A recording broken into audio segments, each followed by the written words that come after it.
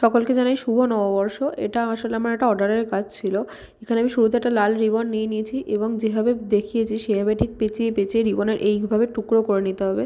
এইভাবে অনেকগুলো টুকরো হয়ে যাওয়ার পর টুকরোর মাথাগুলোকে পুড়িয়ে নিতে হবে, যাতে কোনোভাবে কোনো সুতো বেরিয়ে না থাকে।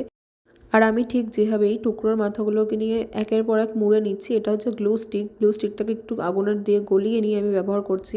এখানে যাদের গ্লু গান আছে তারা গ্লু গান ব্যবহার করতে পারো, আমার নেই বলে আমি এখানে গ্লু স্টিকটাকে পুড়িয়ে ব্যবহার করেছি। এবং একের পর এক যেভাবে আমি জোড়া দেখাচ্ছি, একটার পর একটা পাপড়িকে এইভাবেই জুড়ে নিতে হবে। যতগুলো পাপড়ি জুড়বে ঠিক তত বড় বড় ফুল তৈরি হবে। এখানে আমি মোট 20টা পাপড়ি দিয়ে করেছি, কিন্তু তোমরা চাইলে আরও বেশি করে পাপড়ি তৈরি করে জোড়া লাগাতে পারো।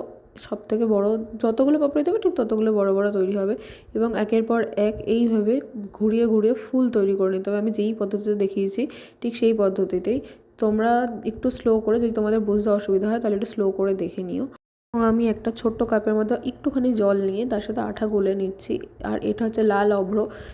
এটাকে আমি গোলাপের মাথায় দিয়েছি যাতে গোলাপটাকে দেখতে আরও সুন্দর লাগে।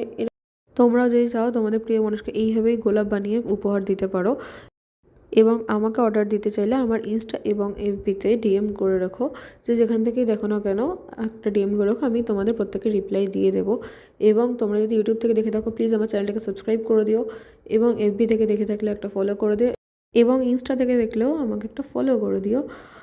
আজকের মতো আসি, আবার দেখা হচ্ছে নতুন কোনো ভিডিওতে।